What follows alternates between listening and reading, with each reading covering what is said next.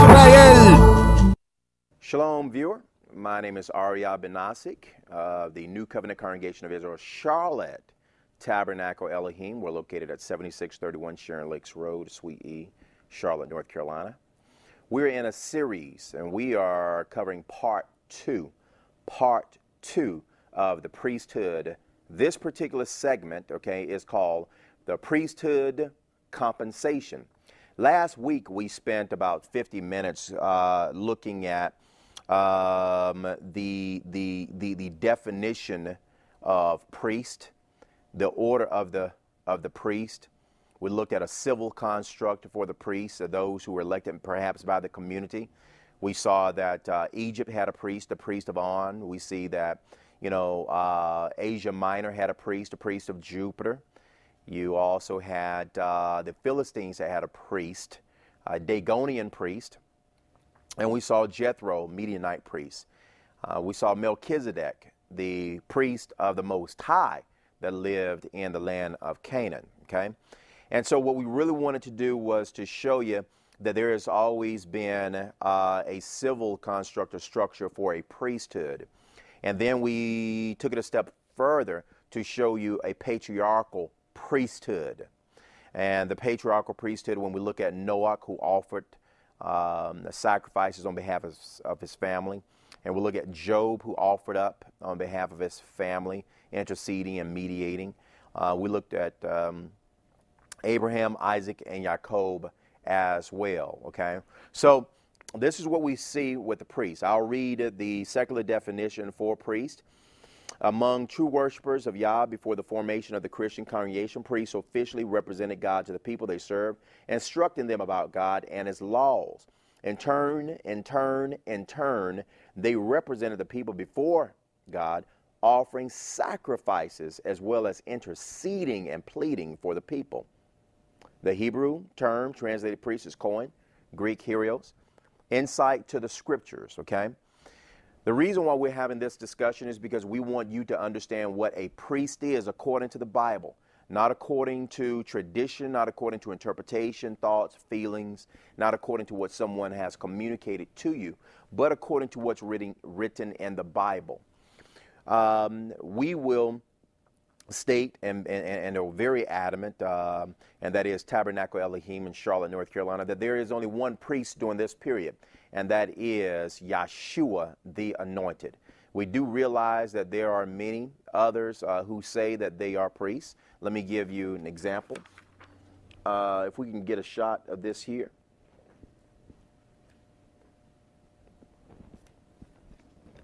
You have here an Orthodox priest, okay? He carries the title as priest, all right? So here you have an Orthodox priest, okay, of Christianity. And we have what everybody's familiar with. This is your Catholic priest, all right? Your Orthodox priest and your Catholic priest, what they do is they intercede on your behalf. They mediate on your behalf, okay? I don't know what sacrifices they are offering up on your behalf, but, I would imagine they are taking your money, and we're going to talk about that in this segment, okay? And then, of course, down here on the left, we have what we have in our community, an Israelite priest, okay? An Israelite priest. And then, of course, we have, guess who? The proverbial good doctor, reverend, pastor, bishop, right? They generally don't call themselves priests, okay? But they essentially carry a role in honor of Yeshua, or whom you call Jesus. These right here represent the so-called priestly class of today. And what we're doing, everybody, if we can just back up and just get a full shot, okay? And what we're doing, everyone, is we are taking issue with all four today, okay? And I'll show you why we're going to take issue with all four. Did the Most High establish these people as priests? Or have they established themselves as priests by going into the Bible and extracting and infringing upon things that they should not? Well, we're going to confirm that in our series, our 5 or 6 part series, okay? All right. Let's go ahead and get into the compensation of the Levites. Let's pick it up at Numbers chapter 35. We're going to go to Numbers chapter 35, verse 1 through 8. Numbers 35, 1 through 8. Let's see what the Levites and the priests and so forth receives. Numbers chapter 35, and I'll pick it up at verse 1 through 8. Again, our program is not used to offend or to pick on anyone. And guys, the only thing that we want to do is we want to be able to have an understanding if our practices of the world today, if they are biblical or if they are traditional with paganistic views. That's all we want to do. Give us a call at 704-553-7625. All right, Numbers chapter 35, I'll pick it up at verse 1. It says here, "And Yah spoken to Moshe in the plains of Moab by Jordan near Jericho, saying, Command the children of Israel that they give unto the Levites of the inheritance of their possession cities to dwell in.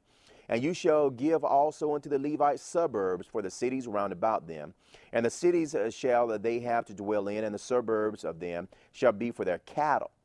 So now, the Levites, by commandment of the Most High, they're going to receive cities, okay, suburbs, areas where they can keep their cattle and their good and their lamb and livestock and different things of that nature. "And the cities shall they have to dwell in, and the suburbs of them shall be for their cattle and for their goods and for all their beasts. And the suburbs of the cities which you shall give unto the Levites shall reach from the wall of the city and outward 1,000 cubits round about." If you listen to last week's program, what we did was we saw the Most High make a covenant with the sons of Israel, everybody. And the sons of Israel said, "Yah, all that you have said we will do and be obedient." But Yah says, okay, these people are not going to be able to keep my commandments without sinning. So there has to be a propitiation for iniquity, a covering for iniquity. We see that all along. Job was sacrificing before the Levitical order, before the wilderness, before the temple was established. And he was sacrificing to propitiate for his household, okay? So the Most High is now going to establish a priestly order, a priestly structure. He's going to establish that. And their job will be to propitiate man's iniquity at the tabernacle that he commanded to be built. So we see now the Most High is going to give them cities to dwell in, things of that nature. What else do they receive? Let's go to Numbers 18.